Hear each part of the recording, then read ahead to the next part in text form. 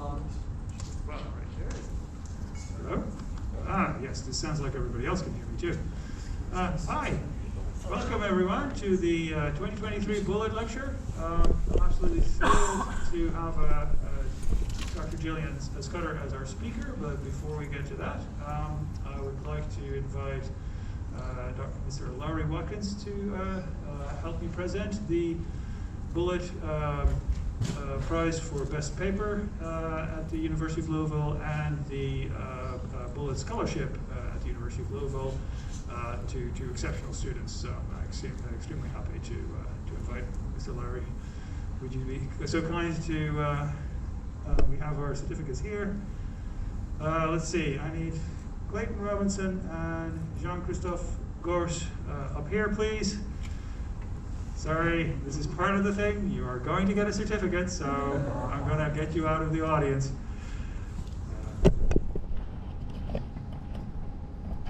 Would you like to say a few words?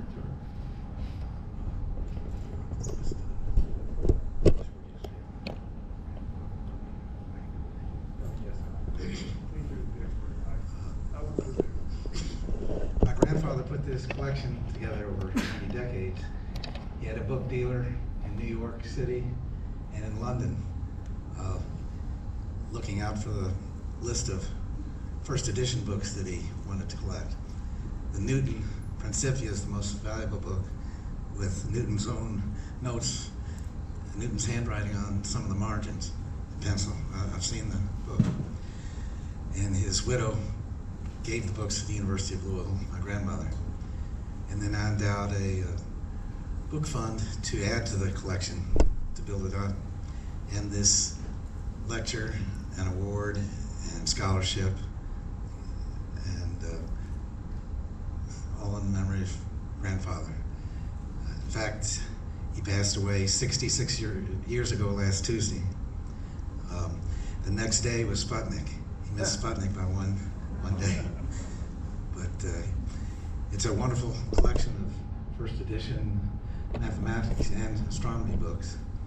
I also have a math scholarship and award in his memory too, and lecture, book fund. He actually was a pen pal with Einstein in mathematics. Grandfather went to Princeton.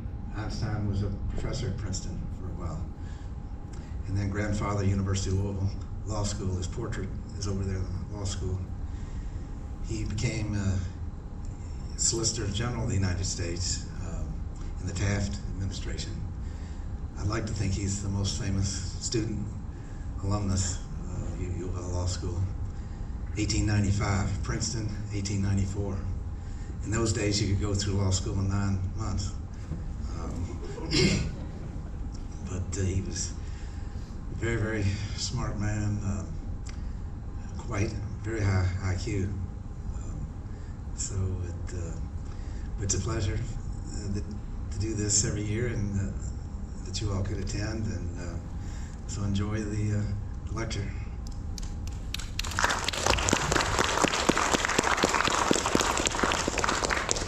So first off is the scholarship to Jean-Philippe Gors, I should say. Congratulations. He's graduating this fall, so nice job. Thank you. Thank you. And then the Bullitt Prize for Best Paper is to Clayton Robertson.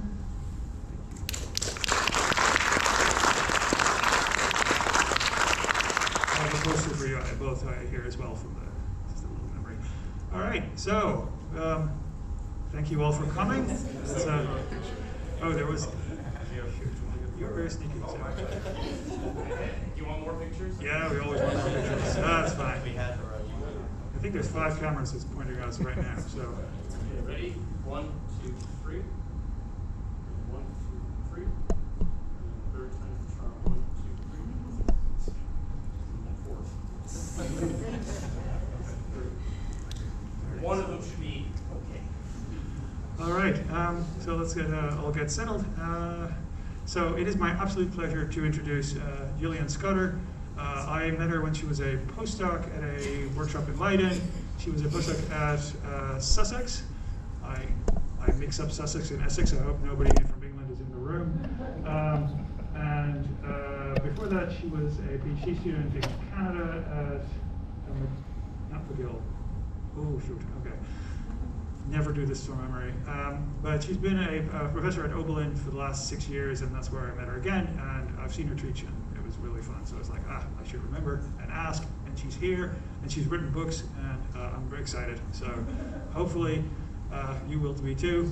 I will now give it over to Jill, and hopefully you enjoy the lecture. Thank you all.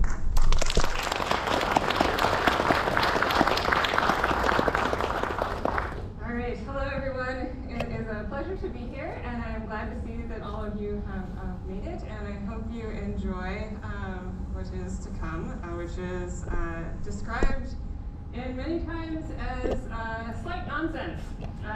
So we have a title that is Lasers and Styrofoam and Diamond Rain and Other Improbable Stories, and so we will indeed go through lasers and diamonds and rain and styrofoam and other improbable stories. I believe the poster said you should be prepared for raising the stellar dead, toxic clouds of gas, and lasers and styrofoam, and I am a woman of my word. We will do all of these things. So, I must first tell you that all of these stories are taken from my book. I am contractually obliged to tell you that I have one and that the delightful people from Carmichael's are outside. So if you enjoy my flavor of nonsense, there is more. Approximately 200 pages more. So, let us get oriented. So, this is a roughly true color set of images of the planets in our solar system, plus the sun, to size scale and approximately the right colors for what the planets would look like if you were to go observe them with your human eyeball and not have an extremely fancy telescope camera to help you out. The distances, as noted, are outrageously not to scale because I can't fit that on my laptop. So, of all of the planets, we have the Sun starting out, then we have Mercury, Venus, Earth, Mars, Jupiter, Saturn, Uranus, and Neptune. We live here. It is the only nice one. All of the other ones are horrendous for various and sundry reasons why. But since we started the talk title with lasers and styrofoam, we should start at the end and look at Neptune. So Neptune is the most distant major planet in our solar system, and this is probably one of the more famous images that we have of it. It was visited by Voyager 2 in 1989 for the first time, and also for the last time. We have not actually sent a single other craft to Neptune since 1989, which means that this image is probably older than a good number of you. Which is upsetting to planetary scientists and me personally on a whole number of fronts, in part because I am older than this image. We recognize Neptune by its blue color. This particular image, while it is one of the more famous ones, the color is actually a slight exaggeration.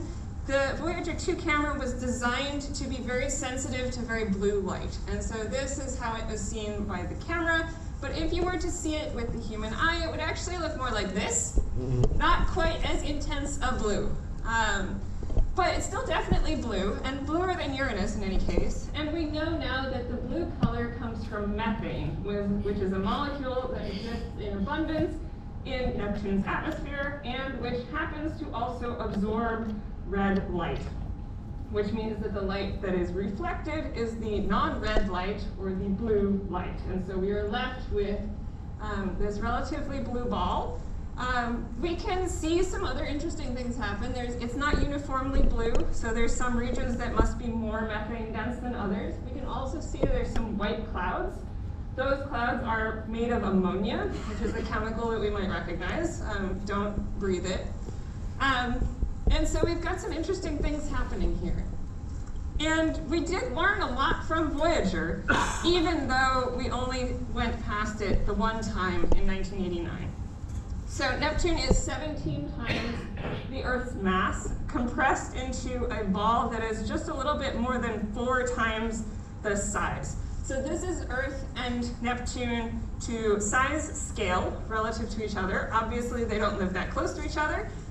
But if you were to pull Earth out to Neptune, this is how they would appear in size. The Earth is mostly made out of rock and metal, and those are relatively dense materials.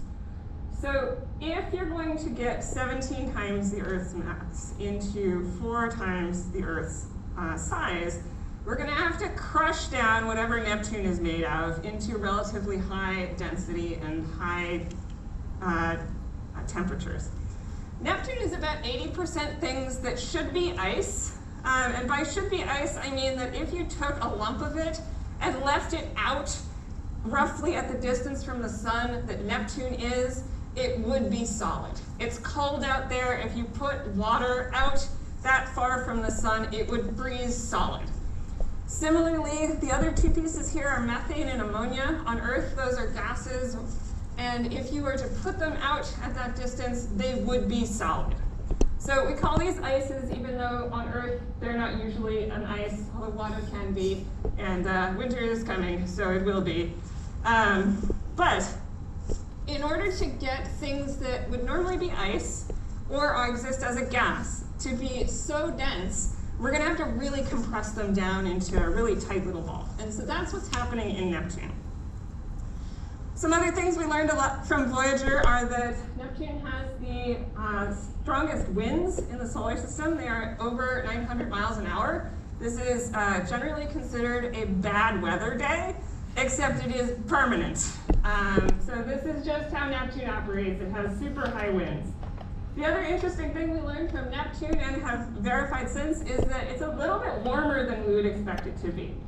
So if you take an object and you stick it many, many miles from the sun, there's some sunlight that it will still get. And so that sunlight should heat up your planet. And then it's going to reflect some light, and you can figure out how warm should your planet be if it's just absorbing light from the sun and then reflecting some of that light away. And Neptune is just a little bit warmer than that. So that's a puzzle. It does tell us that something interesting is happening inside Neptune. So as our desire to figure out what's going on in Neptune is now peaked, we're going to try and figure out, well, what's going on inside Neptune? The problem with that is that we've actually never stayed there at all. When Voyager went past, it literally went past and took pictures as it went by. And it was moving relatively quickly. Voyager is now the most distant human-made object that has ever departed the solar system. It's outside of our solar system now. It was going at a clip at that point. This is very much like trying to take a picture of a road sign that you thought was funny as you were going past the road sign on the freeway. Difficult, we managed. We didn't spend a lot of time there. Since then, we've taken some other images of Neptune, but we don't have a lot of high-resolution imagery. This is a Hubble image from 2021. Hubble orbits the Earth, so it is approximately here. And this is a JWST image taken last year, which is much more sensitive to heat. And so the glowing bits of Neptune there are warmer pieces of Neptune. And then you can also see the rings of Neptune, which are almost invisible in every other way. So we don't have a lot of really high-resolution images. We have a couple, and they're from 1989. And things have changed since 1989. So we have this problem, which is that we would like to understand the depths of Neptune. And we are not present at Neptune. We have no orbiting craft. We have never had an orbiting craft. And yet, we would still like to understand, how does the inside of Neptune work? We're curious. This is the nature of science. We would like to know more things than we currently know. And as astronomers, we would like to know more things about outer space very specifically. So the solution to this is that we're going to have to figure it out from Earth, which is going to be a challenge, among which the challenges are that Neptune is nothing like Earth. It's not made of the same things. We don't have winds like Neptune, thank goodness.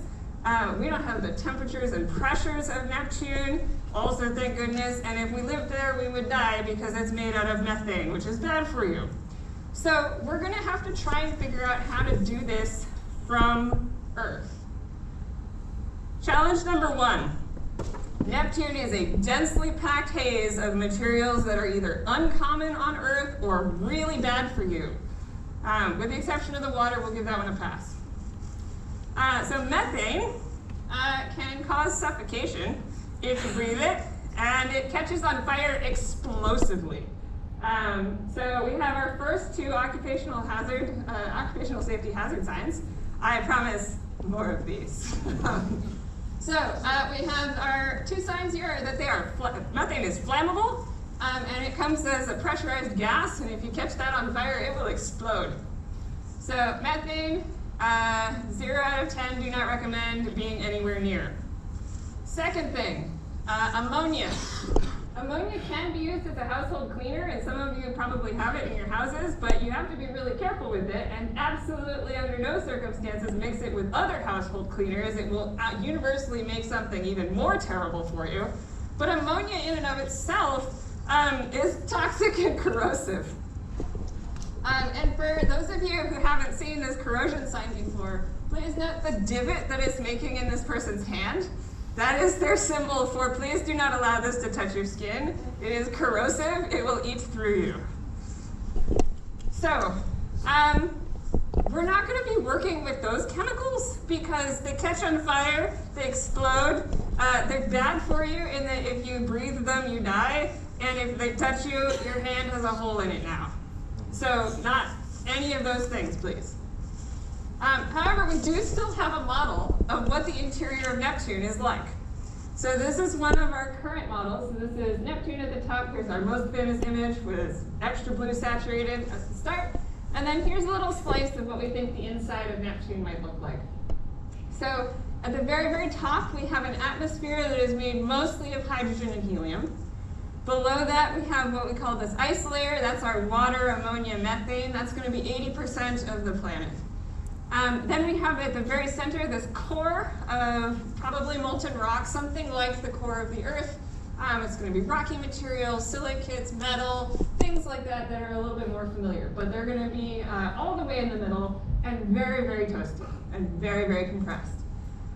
Things to notice in here that I haven't mentioned. Formation and precipitation of diamond. And then my all-time favorite label on any scientific diagram ever is diamond layer.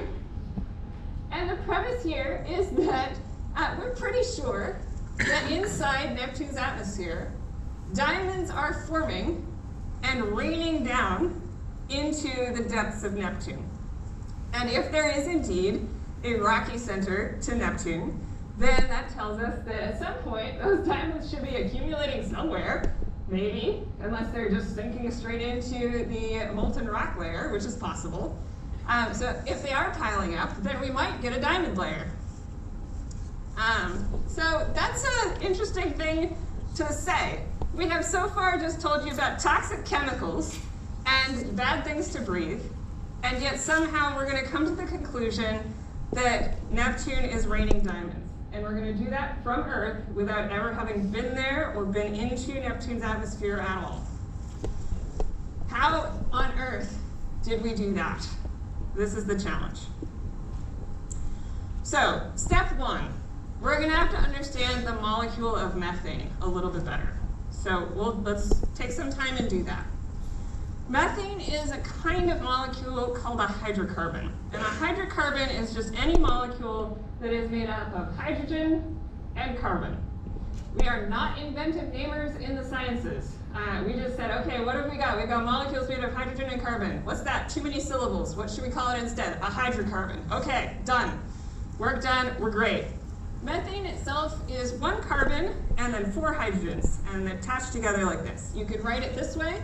This is the way I'm going to stick to for the rest of the talk, but you could also write it this way to say it's 1 carbon, C, and then 4 hydrogens, so H4. Or you could draw it out in 3 dimensions. It's actually a kind of triangular pyramid. And so then you would have 3 hydrogens at the bottom, and then the carbon, and then your lone hydrogen becoming a mountain on the top. This is 1 hydrocarbon, and it's one of the simpler ones. But they're a bit like Legos, hydrocarbons, because if you take this one, we can make it more complicated. Let's add in another carbon. Okay, So it's the same thing, we're just gonna add in another carbon and more hydrogen. All right, cool, we've made ethane. Okay, I've added in an extra carbon. Oh, that's propane. This one's butane. We've got 4 carbons, 10 hydrogens. This one's no name, which I picked for the only reason that it's the largest one that fit on the slide without changing the size of my carbons and my hydrogens. But you can just keep going.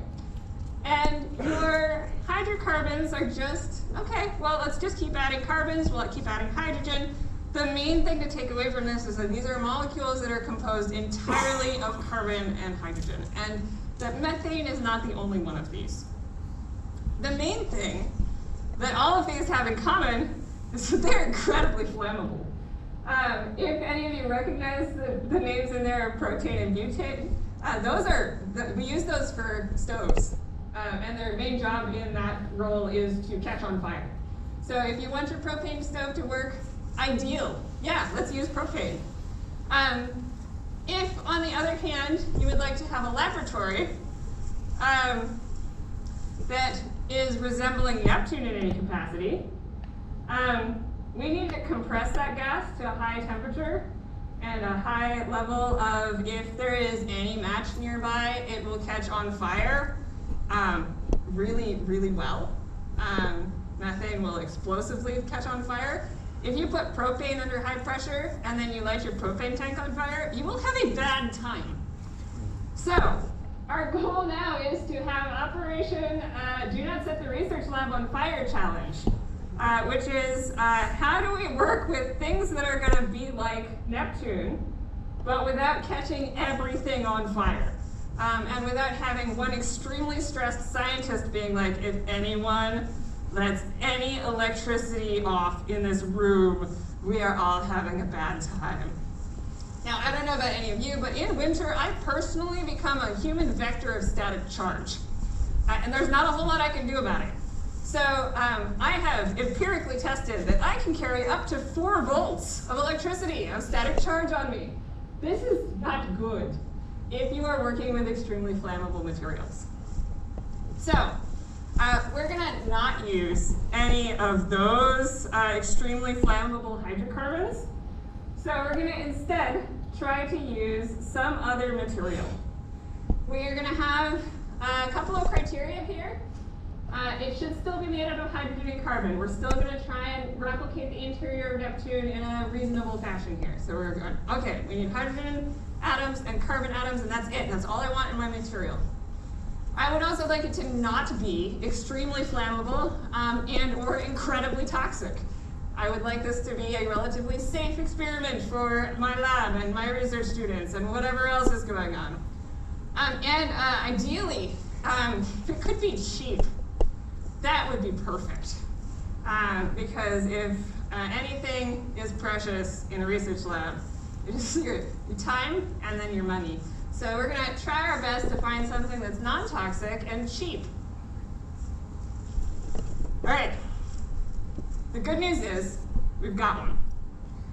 The funnier news is it's styrofoam. Styrofoam is not extremely flammable or incredibly toxic, or we wouldn't use it as packing material. And it is also incredibly cheap, or we would not use it as packing material. And this poor cat is having a great experiment of static electricity, which means that also it doesn't catch on fire super easily. Great. The next thing that we haven't checked on is if it's made of the right things. And it is. So this is a molecule, it's a little bit more complicated than the hydrocarbons I've shown you about before, but this is styrene. Another name for styrofoam is polystyrene. And so if you take a single styrene and link it up with a whole bunch of other things, you have polystyrene. And then this chain can keep going as long as you like. And at that point, you've made plastic. Congratulations. And critically, the only elements on here are carbon and hydrogen. So technically, this is a hydrocarbon. And that makes our lives a lot easier because that's what we were looking for. We needed it to be made of hydrogen and carbon. We got hydrogen and carbon. We got nothing else. So we have reached our goal. of let's find something that will not explode the research lab, but will still allow us to pretend that we're on Neptune. So we're going to stay with styrofoam. We had our 3 criteria. We met all 3 criteria. Perfect. Everything is going to plan. We just need to make the styrofoam pretend that it is inside Neptune. Now, I don't know how many of you have spotted this particular problem, but styrofoam is not a very dense material. And the inside of Neptune is notoriously very dense. And if notoriously means from 10 minutes ago, that's fine.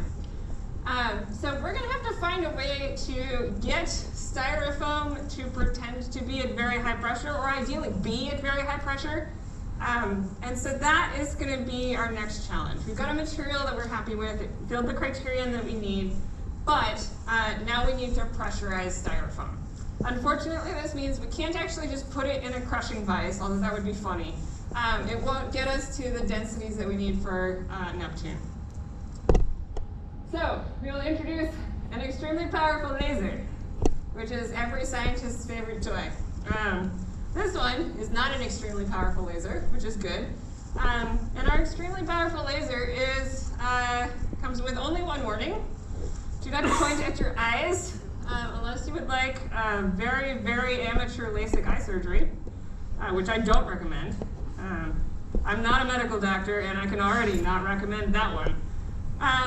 And the laser's job is going to be to heat and pressurize our styrofoam. And then that will allow us to replicate the insides of Neptune. So what we are going to do is aim a laser at styrofoam, which will then make a tiny explosion in our styrofoam, and hey presto, we have made temporary Neptune. So our goal is, we have a laser strong enough, so this laser pointer won't do it, but if we have a laser strong enough, it can heat the material that it lands on. And if you heat the material that it lands on enough, you're going to turn a solid material very rapidly into a gas. And that is an explosion. And if you have made your tiny explosion, it's going to try and explode outwards into the material that was not just superheated, and you're going to start crushing the region around it. So we're going to point it at a block of styrofoam. Wherever it hits is going to cause an explosion. And so whatever size cavity we build out, we are going to compress the region around it. And that is going to give us our region of high pressure. So we're making tiny explosions, and then we're going to see what happens, basically. So this is our miniature temporary Neptune. We have, congratulations, mission achieved, we have exploded styrofoam. Why are we doing that? The goal is that if we can increase the heat and the pressure of the styrofoam, then what we can actually do is take this complicated molecule and completely break it apart into a pile of carbon and a pile of hydrogen. And then we can say, okay, well, what does that do? We have a loose piece of, a whole bunch of loose carbon, and we have a whole bunch of loose hydrogen. The loose hydrogen is going to just dissipate because that's a gas and it doesn't feel like hanging around. But if you take carbon at high temperature and high pressure, you can form a crystal. And crystallized carbon can be diamond. You can get other forms of crystalled carbon, but at high pressure, you tend to form diamond. So this is a very elaborate experiment to see if I pressurize a hydrocarbon, will it make tiny diamonds? And so the way that we got to there was like, okay, let's take a hydrocarbon, which is styrofoam, we're going to form a really high-powered laser, and we're going to burst shine onto styrofoam, we're going to make tiny explosions happen, and then we're going to see if tiny diamonds fall out of styrofoam. It totally did. So it worked. They found that they got tiny nanodiamonds falling out of styrofoam by shooting a high-powered laser at it. And from that, we said, well, if we can do this for tiny fractions of a second and make tiny diamonds, out of styrofoam, when we can only maintain that kind of temperature and pressure for the duration of unexplosion, which is rapid, what's to stop Neptune from doing this all the time, but with methane? So methane is a less complex molecule. I showed it to you before. It's just one carbon and a whole bunch of hydrogen. But if you broke apart that molecule, you would have loose carbon and loose hydrogen. And if you do this repeatedly over a large amount of methane, which Neptune clearly has plenty of, is blue, and you've got plenty of pressure, it's crunched down into a pretty small region of space, and you've got time, yeah, that should make diamonds forming in the skies of Neptune.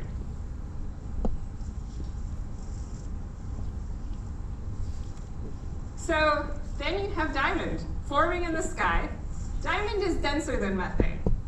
And anytime you have two materials and one is denser than the other, one of them will sink. And sinking, in this case, means falling down. And down, in this case, is towards the center of Neptune. So this is where we get this sense of, okay, well, if we form diamonds in Neptune, they should also rain down towards the center of Neptune. So this gives us our diamond rain. And we learned about it from exploding styrofoam. Diamond rain sounds cool. It's terrible. Because remember, Neptune has the fastest winds in the solar system. The atmosphere is moving at 900 miles an hour or more. So the other thing to remember is that if you have a really high test need to sandpaper or cut something, you use a diamond bit. So this is what we think this is a thing that we use. You have a diamond drill bit, that's for drilling through something that does not want to be drilled through. If you have a diamond grit sandpaper, that's for sandpapering something that does not want to be sandpapered. Which means Neptune is an industrial abrasive to the tune of 900 miles an hour. You are getting sandblasted with rocks that will sandblast their way through pretty much everything. Please, do not go to Neptune. It will kill you. Isn't space fun? We've got all kinds of problems. Remember I said that Earth was the only nice one? This is the scale of Earth is the only nice one. All right, let's do another one. These next two are going to, we'll do a little bit faster, but that's okay. We're gonna, real quick, just be necromancers. It'll be fine.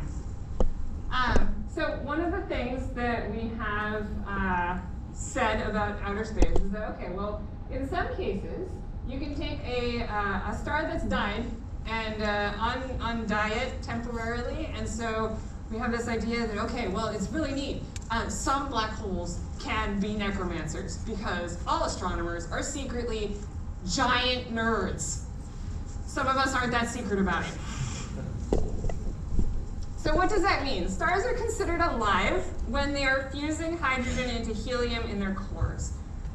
And the star itself is then stable because the light and heat that is, or the light that is produced as a result of that fusion and the energy that is produced as a result of that fusion can counterbalance gravity, which would like to smash the whole thing in together. So we have this delicate balance between fusion going out and gravity going in. But to start fusion, you have to get your star up to something like 10 million degrees. It doesn't matter what centigrade or Kelvin you're using at that point, it's a lot of degrees. If you are going to get fusion going, you also need a lot of densely packed fuel. And the fuel for this is going to be hydrogen, which is not in short supply. When a star forms, it is basically 100% hydrogen. So we're not going to have a problem with fuel for a really long time. And in fact, the sun has been doing this process for about 4.5 billion years. And it will keep doing this for another 4 billion years or so. So we're going to be here for a while sun-wise. The challenge is, and the question is, well, what happens when this starts to fail?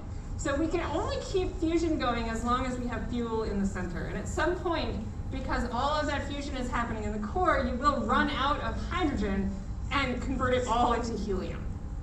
So what happens then?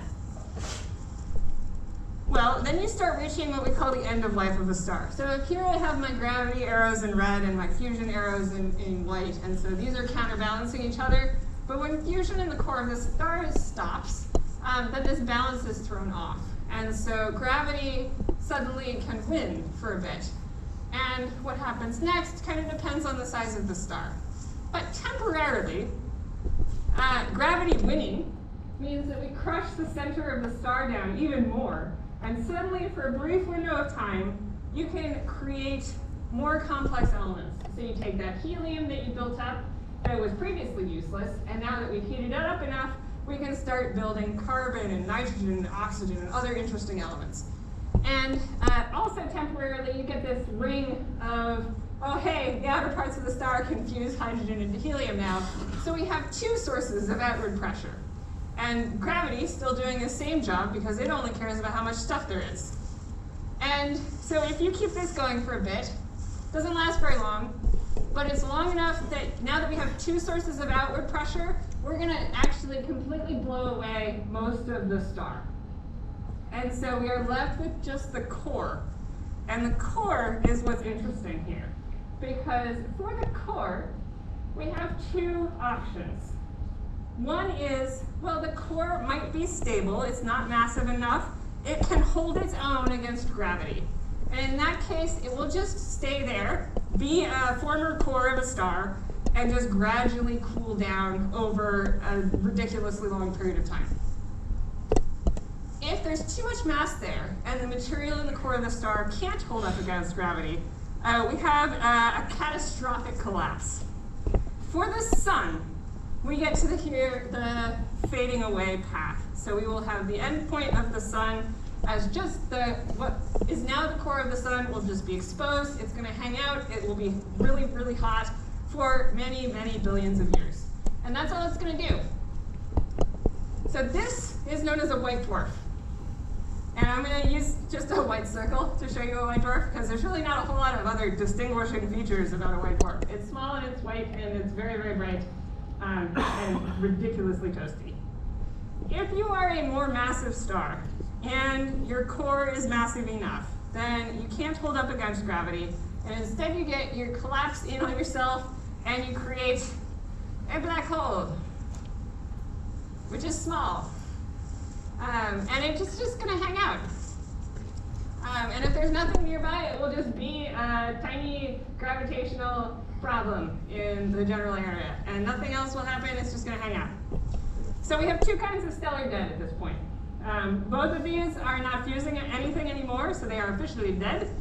They are deceased stars. We can call them dead, or if you want to be technical about it, we can call them a stellar remnant, but stellar dead is more fun. And so we have white dwarfs and black holes. That's the two major kinds. So that's boring. Let's raise the dead. And it's not going to be the black hole because we can't do anything about that one. The other thing to know about stars is that they're, unlike the sun, often found in pairs or with a companion or two companions or three companions. So often you wind up with, oh, I have a really massive star and then I have a slightly different massive star next door.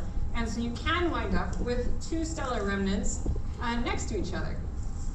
And so this system, a white dwarf and a black hole, which are orbiting each other, is possible. And a white dwarf and a black hole would have been a sun-like star and a much more massive star earlier in their lifetimes. But now that they've both gone through their end-of-life process and they have, one has catastrophically collapsed on itself, the other one has just faded away, we're now in this situation where we have a white dwarf and a black hole orbiting each other. They will very, very, very, very, very slowly spiral in on each other. Extremely slowly. This is going to be so tedious for so many billions of years that we are going to do a very professional fast forward. So we're going to skip ahead to the very, very end of this situation that can occur. All right, we're zoomed in. I've officially determined that they're zoomed in because I said so. And the black hole is going to do a magic trick and make the white dwarf temporarily be alive again. So our premise here is that if you have any two objects that are close to each other, they're going to feel the gravitational influence of the other one. And we experience this on Earth with the tides, as we have the moon nearby. And so we have tidal force from the moon on the Earth's oceans. And the Earth's oceans are just more easily deformed than rocks, so it's the oceans that mostly pull out. But any object could feel this. And so you get a forwards, the part of the object that faces your massive object is pulled more strongly, and the part of the object that's away from whatever else it's facing is pulled less strongly, so effectively it's stretched out that way. And then the math works out so that the top and bottom wind up feeling kind of squished. And so if you let this go, your object, if possible, will get stretched out. And so your gravitational force will just distort this object and pull it sideways. So if your black hole is massive enough, and the white dwarf, is close enough, then this will keep happening until you compress it enough and stretch it enough that the inside of this white dwarf becomes so hot and so pressurized that you can temporarily fuse carbon and oxygen into more complex elements. At which point, the black hole is officially a necromancer. And the white dwarf is having a really interesting day. So two things happen at this point. One, this explosion has happened in a very, very, very extended object. It used to be round, it used to be symmetric, it's not anymore. So abruptly we have pressure outwards, and there's an easy way out now, and it's not the long way. So if you create a sudden explosion of pressure, that's an explosion, it's going to find the easiest path outwards. And so what's going to happen is you're going to go perpendicular to the stretching direction and just explode. And what this will do is probably break up the white dwarf into a number of pieces, which will no longer be able to continue to do this. I said that. Cool. The rest of the white dwarf is being turned into the least delicious noodle you have ever encountered in your life.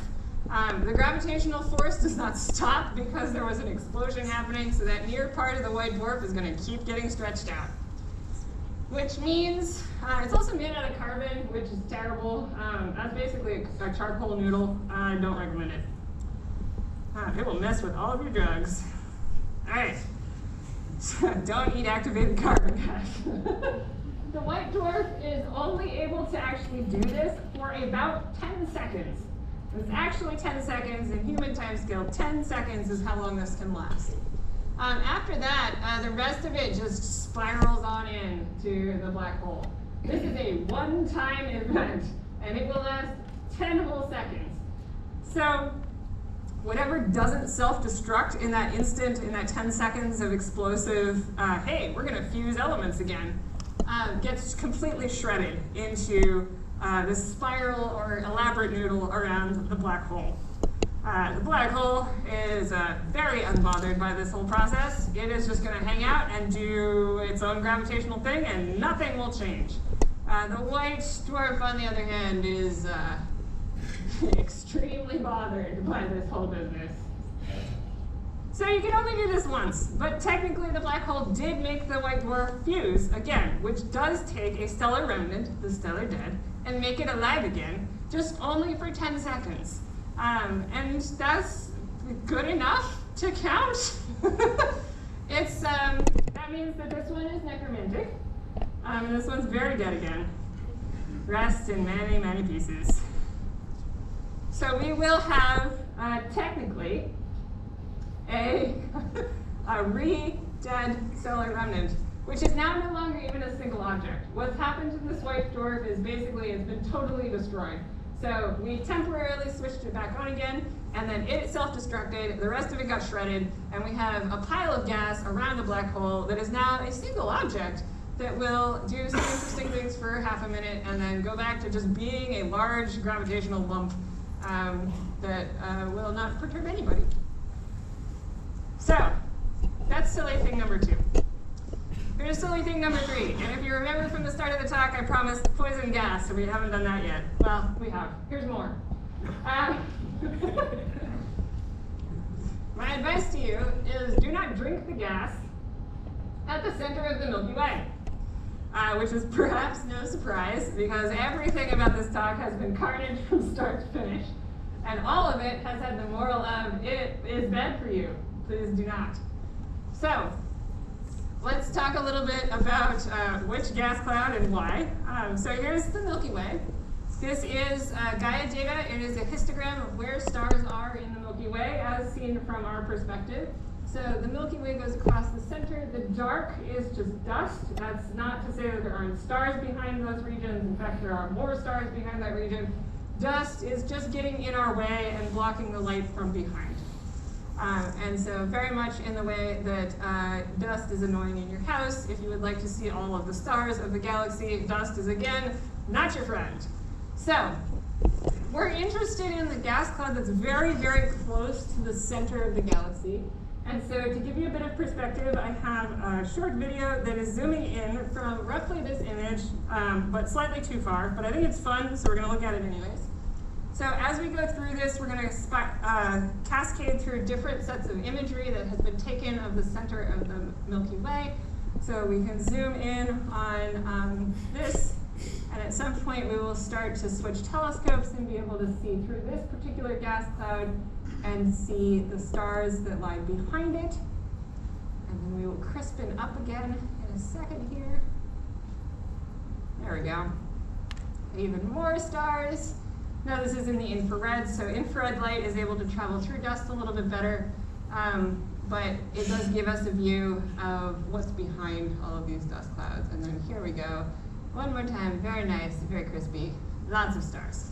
We could not see all of those stars from our original image, but with careful telescope observations, we do have a sense of what the center of our Milky Way looks like. So this zoomed in slightly too far. We're going to zoom back out again, but just to give you a sense of what things were there. So here's another view of the center of the Milky Way. We have 2 wavelengths happening here. In the blue is, I think, X-ray, so a very high energy light. This bit that's bright in the very middle, that's where the supermassive black hole that lives at the center of our galaxy is. And then this in red is where there is gas. And so we're particularly interested in this lump over here, which is called B2. Because again, astronomers aren't good at naming things, and so what happened here is we went, there's like 5 gas clouds, what should we call them? A, B1, B2, B3, B4, B5. Okay, cool. And then we never spoke of it again. So we're in this B2 gas cloud. It's quite close to the center of the Milky Way. And it's been studied for a long time. And the reason it's been studied for such a long time is because we're looking for complex molecules. And in particular, we're looking for amino acids. Amino acids are complex molecules that are viewed as kind of building blocks for DNA and other complicated molecules that are involved in life. And so part of the reason we want to know that is because it's a curiosity of whether or not we need to be building amino acids on Earth from absolute scratch, or whether we're able to sort of have some things baked in for us when we start trying to build life on Earth. So if we are starting to try and say, like, hey, how likely is it that there's life on other planets? Part of that challenge is for things like, okay, well, how hard is it to build an amino acid? And if the answer is, yeah, not hard, it's just baked into the gas cloud that you form planets out of, then that kind of gives everything a leg up. So this is why we've been looking. And we have been able to find some interesting molecules in this gas cloud. One of them is ethanol. Ethanol, we may recognize as grain alcohol. It's also used in hand sanitizer and paint solvent, so this is not necessarily a good thing, but it could be. It is used in alcohol. We also have ethyl formate. Now, ethyl formate is a molecule that on Earth is responsible for the smell of rum and the flavor of raspberries. So, This is potentially delicious. Potentially.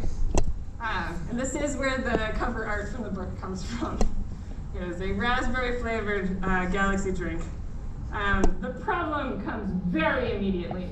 That these are not the only two molecules we have found in this gas cloud. So we expect also a whole pile of hydrogen. There's definitely a whole pile of hydrogen there. But hydrogen isn't like bad for us necessarily. There's plenty of it. It's just, hydrogen. It's hanging out. It's doing its thing. We're interested in the complicated molecules. So, some other things that we have found in this gas cloud. Formic acid. Formic acid causes burns, and also it damages the optic nerve, which will make you blind if you ingest it.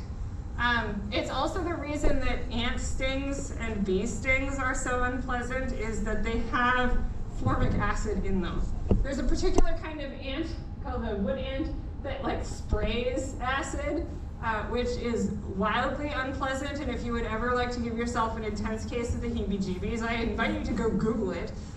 It's not, I didn't put it in here for reasons, but they're really unpleasant. So formic acid, it's an acid. It's not the worst thing, but it is corrosive. What else have we found in this gas cloud? Oh, it's formaldehyde. Yeah, that's a toxic, flammable gas at room temperature. So we're going slightly Pokemon on this, and we're catching all of the signs. We've also got a new one. It's carcinogenic in that it will give you cancer. So not only is it toxic and corrosive, it's super bad for your insides. It's traditionally used as a preservative. It is occasionally still used as a preservative, but if you've seen any of these old style museum collections where you've got a jar of pickling liquid and some hapless creature inside of it, it's usually got formaldehyde. It also suppresses your nervous system functioning, which is another fancy way of saying you die. Your nervous system is just no. No, we're not doing that anymore. Let's stop. Other things you can find is methanol. Methanol is exceptionally nasty. On top of being toxic and flammable at room temperature, if it gets into your body, it digests into formic acid and formaldehyde, which we've already covered are bad for you. Methanol is one of these things that every so often there's a contamination scare. I don't know if any of you remember, but a year ago or so, there was a recall on some hand sanitizer because it was contaminated with methanol. This is why we don't want it near you, and you shouldn't drink hand sanitizer anyways, but extra don't drink it if it's got methanol in it. So this is just bad for you, scientifically speaking. Also, we found this. N-cyanide. N-cyanide digests into cyanide, and that just kills you. That's just straight up poison. It's right up there, and you got cyanide and arsenic, things that you should just never ingest, never have any of this. Yeah, so that's in there too. So our galactic cocktail has ethanol, ethyl formate, which so far is good, and then acid, pickling agent, kills you. Don't drink the gas cloud. Yeah, that's a really terrible idea from start to finish. Just don't do it. There's some helpful things. It's unlikely that you would. If you could get to the gas cloud, it's extremely thin. It's much thinner than air, so even if you were to go to all of the work of compressing it down into something drinkable, one, that would take a lot of work, and two, are you a supervillain? What are you doing? So, yeah, strongly don't recommend it, although if someone needs a science fiction villain origin story, here you go. All right, so here's my takeaway for you. Is that space is filled with some very strange things. And some of them we found out through really weird ways. So I don't think any of us would have expected that the way to learn about Neptune is by just shooting a laser at styrofoam and waiting to see if diamonds fall out of that. the context between that and, hey, it's Neptune, is not straightforward. And in fact, I knew about diamond rain on Neptune, and I did not know that it was from lasering styrofoam until I sat down to write out how we had figured that out. So that was very entertaining to me. But we are, as humans, very, very curious creatures, and I think our drive to understand the universe has gotten us to understand things that we cannot, and in some cases will not, ever visit. So in the case of Neptune, we certainly can go visit. In the case of why is Mars bad for you? Yeah, we can go visit there. But in terms of getting to the gas cloud in the center of the Milky Way, no, that's not going to happen. It's simply too far. The human body cannot handle that journey. And then at the end of our discussions and our discoveries, we tend to find out that all of these places are terrible vacation locations. They're filled with poison, they're filled with aggressive sandpapering, or they're just straight up compressive in a way that would kill you. So all of these places are just super terrible for the human body. So on that note, I will end with the line that you should enjoy the Earth, because it is the only nice one. Thank you all for your attention.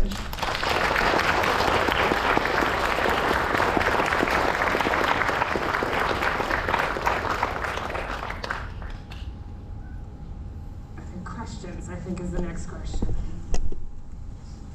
Around to this. I can handle all kinds of weird questions, I promise. All right, we got a microphone running, so thank you.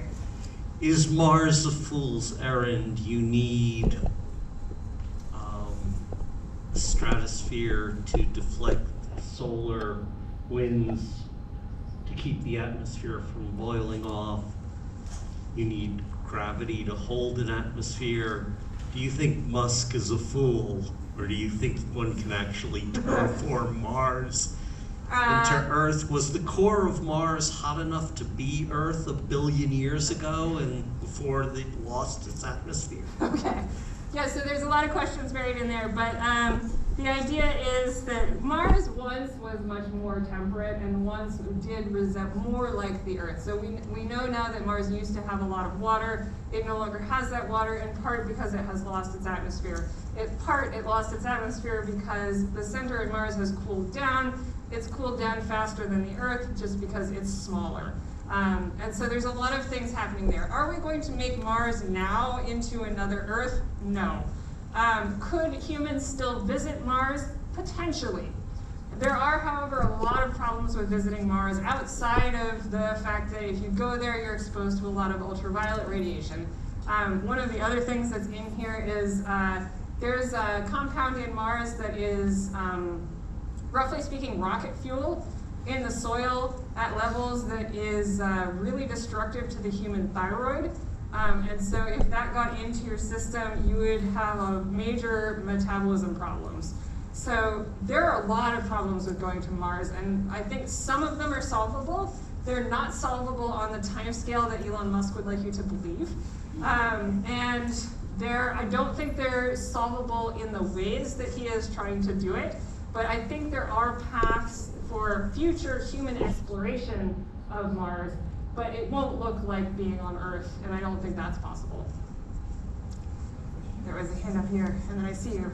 Thank you. Hello. Hello. Okay, earlier you said that, okay, so the reason why, or at least part of the reason why the diamonds could possibly likely be forming in Neptune's atmosphere Yes. is because they're under really high pressure and that's really dense. Yes. So if it's dense, does that mean that that section of, and also you said it was like an ice layer, if it's that dense, then is it like a solid? How are the diamonds like falling through it? How is the wind blowing? Is it like what we understand on Earth as wind, or like what if I could touch it, what would it feel like? Bad.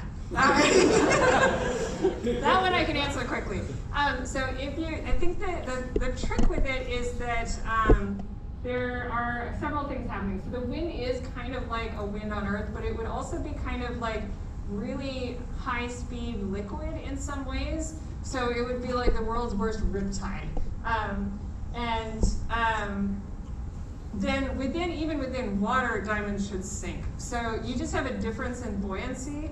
And so any material that's denser than that is going to sink. And so probably it would behave more like a liquid, but it is technically a gas. It's just really dense. So there would be a lot of resistance if you tried to move through it. And then the diamond would abrade anything you were trying to move through it. Yeah. Okay, two things. One, is the Eye of Neptune an actual thing on the planet, or was that just a coincidence that it just happened to spot some kind of strange cloud formation? Is it in the image that I showed you? Yes, I believe. This one? Yeah, that. Yeah, so that's the Great Dark Spot. It is a big storm. It's analogous to Jupiter's Great Red Spot, and it doesn't seem to be as permanent. So we did happen to see it at a particularly good time. Yeah. Also, would Neptune explode if you caught it on fire?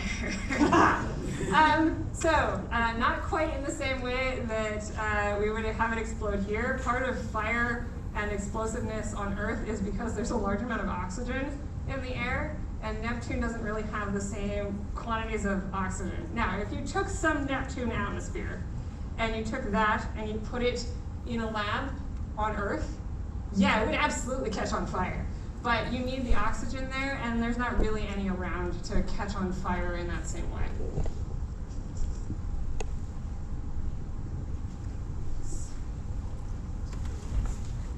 All right, now when you were talking about the two stars, one being the white dwarf and one being the black hole, Yes. and the white dwarf being stretched so much, and at the end of it, that you said that the black hole makes the white dwarf create more complex Yes.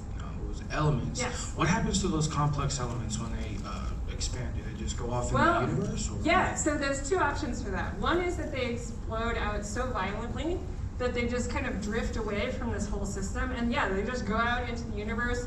This is probably happening inside a galaxy, so it'll probably drift off, and maybe it'll mix in with some other gas that's hanging around.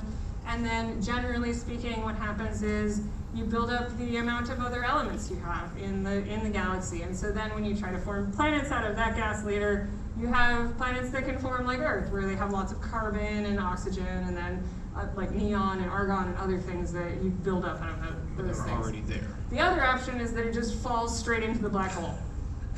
Okay. So it's on a scale of very helpful to pointless, but fun nonetheless.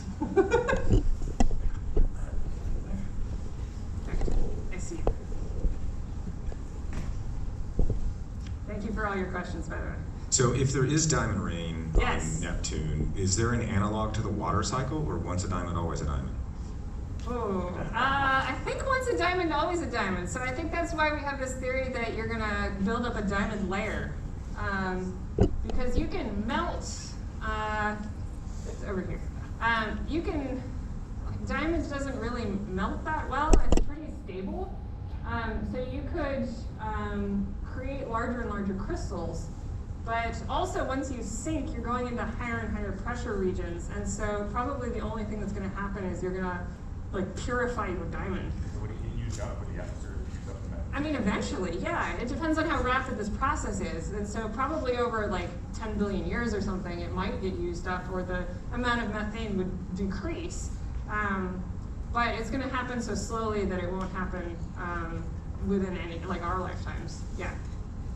Yes. My question was very similarly related. It was Okay. that, is Neptune getting bigger because of this? It's and not is growing yeah. this diamond layer. Oh, that's actually a really good question. So you mean like spatially bigger? Yes. Is So Neptune growing? the mass of it won't change, but the density, I guess the density could increase. So, but the actual physical size might not change all that much, because the outer layer will become lighter and more made out of hydrogen, so that'll be fluffier and more loosely attached, and the inner region will become denser. And so the whole thing might stay roughly the same size, but that's an excellent question for planetary scientists. And if all of the methane was used up to make all the diamonds, would Yeah. you then be able to go there and like be there? Because there's No. no more diamond rain. Well, so there would be less industrial abrasive, there would still be a lot of wind, and it would still kill you from pressure. That sucks. Yeah, very disappointing. But good questions. Hi. So you said the white dwarf will get stretched so thin and it will fuse for like 10 Yes. human seconds. Yes. So like how long would it be in like black hole seconds? Because like it does like Oh, with stretch time gravity. dilation? Yeah. So this is the actual work that this is based on was a simulation.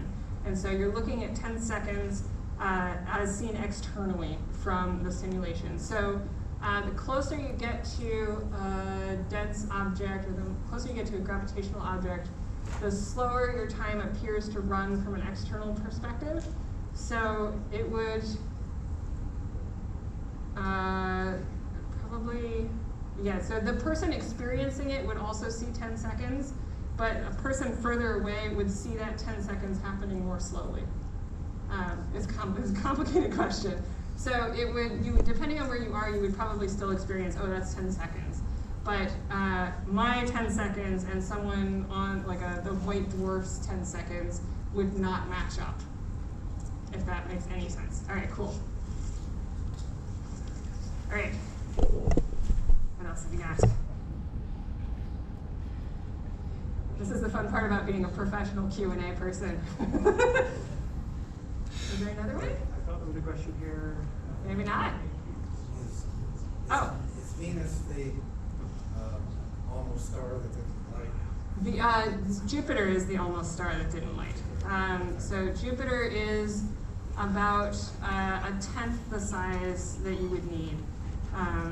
So it is, but yeah, it is made of almost all the right, it was made of all the right things, and it is warm. It is generating heat just from the pressure of collapsing gas down into a small region. But you would need to be substantially bigger than Jupiter in order to actually trigger a star. 5 of the 8 planets gas? We got about half of them. Let me go back to that slide. So the inner 4 are rocky, and the outer 4 are gaseous. Yeah. So once you get to Jupiter, the rest of them are all gas giants. And interior of that, we got Mars, Earth, Venus, and Mercury, which all have solid surfaces. Yeah, you're welcome. Thank you. You Yes. mentioned the rings of Yes. Neptune. I was wondering why we can't see them as well as Saturn, for example. They're much less dense. Saturn's rings, so one is a composition thing and one is the density. So Saturn's rings are like almost entirely water ice, and so they're very reflective, and there's a lot of material held in them. Whereas Neptune's rings are a little bit dustier and darker and made up of other things, and they're thin. So they're really hard to spot if you are looking for reflected light because they're dark. Whereas Saturn's rings are basically just as reflective as you can get. So as the equivalent of hanging a mirror around Saturn, it's really easy to spot those. We actually now think that Saturn's rings are pretty new. They're only like 100,000 years old or something like that, and probably 2 ice moons collided to create them. So we're kind of lucky to be in a time where we can see them and know that they're there. Most of the other, so Jupiter, Neptune, and Uranus all have very thin rings, more like the ones I showed you for Neptune. I think there was another hand. Did you ask a question? Okay. Is there another question? I thought I saw hands. Yeah, okay, we got the microphone to you. So is the diamond layer that's hypothetically on Neptune like one big solid diamond encircling the core, or is it just a big pile? Well, I don't think anybody has any idea, but my guess would be it would be a giant pile. It's possible that it would be kind of a rubble pile of different sizes of diamond, and probably some of them will have crystallized in weird ways. But since they would have all formed as they were falling down, unless there is a good way of fusing diamond together, which might be possible, but I'm not aware of, my guess would be that it would be a kind of rubble pile of diamond down there. And if it keeps going, will Neptune end up being a rocky planet, or is it? It will probably hold on to its atmosphere. And so like Saturn and Jupiter are both mostly hydrogen and helium. And so what would probably happen is that Neptune would become less blue, and it would start to resemble the other gas giants, like over a huge amount of time. Yeah.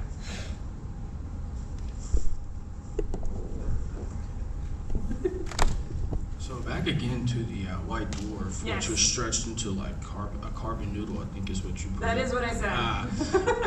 So when it goes into the black hole, does it continue to be elongated into non-existence, or what do you think would happen to that?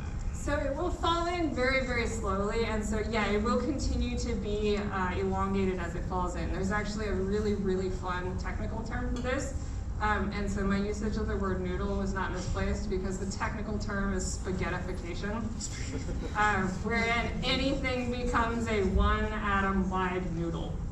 And so yeah, it will just drop in atom by atom. And is that with like everything that falls into a black hole? If it's falling into a small black hole, yes. If it falls into a really massive, like a supermassive black hole, the style is at the center of the galaxy, it'll just fall in wholesale. That will happen later after it's no longer visible. Okay. Yeah. We're giving you lots of work to do. Hey, I left this place.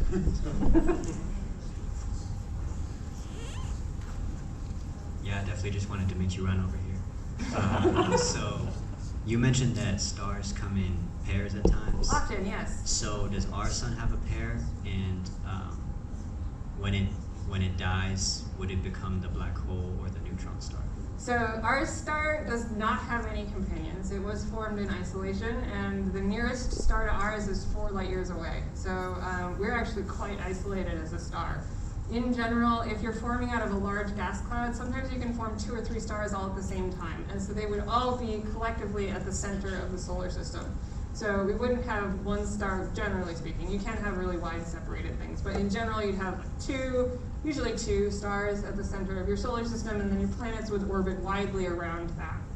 In the case of our particular star, we don't have enough mass to make a black hole or a neutron star, which we didn't talk about. So we will, our sun will become a white dwarf, and will just continuously fade over, the next 20 billion years.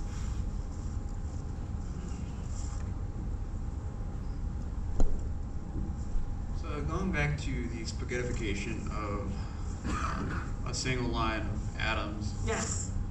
So we know it goes into oblivion, but by observing, I guess, what we know as the universe, is mass still conserved? Like, is energy still conserved when observing those? Yes, as far as we can tell, because what seems to occur is that once the material is passed into the black hole gains that mass. And so you're just transferring the material from what was the white dwarf into what is the black hole. And so the black hole becomes more massive, and then its gravitational influence becomes stronger. So you're conserving mass in that way. We're just no longer able to retrieve any information about what's happening in that area, because the black hole doesn't allow us to know things about what's happening inside of it.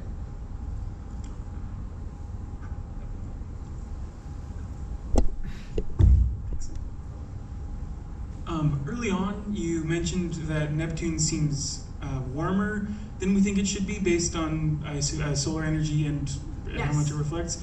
Sorry if I missed this, but do we know why? It's probably the aggressive sandpapering it's doing. Genuinely, that's one of the theories, is that the diamond rain is functioning as enough of a source of friction that it's able to heat itself up by sandpapering its own insides. Yeah. Isn't it? My last astronomy class was 1979. Yes. So you need 10 to the 33rd power grams of hydrogen to make a little star. Yes. And you said fusion would stop at carbon, not iron. Fusion stops at carbon if you are a low mass star. If you are a high mass star, then the process of catastrophic collapse does create elements up to iron. So that is where those come from. Beyond iron happens also in the process of catastrophic collapse. So you have the supernova, which precedes the formation of a black hole, and then others and eventful things in the universe create heavier elements. But yes, for a star like the sun, fusion will stop at carbon and oxygen. But for more massive stars, you're able to build up, where we had that, you have a core fusing helium. A red giant.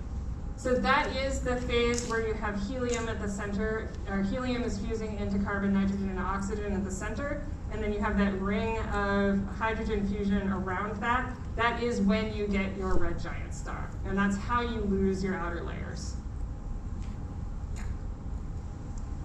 All right. All right.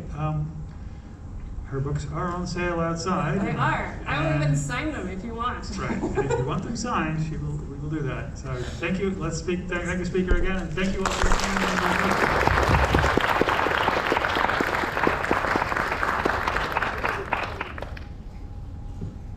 I just have to say thank you as the organizer. Thank you for being here. I'm very happy.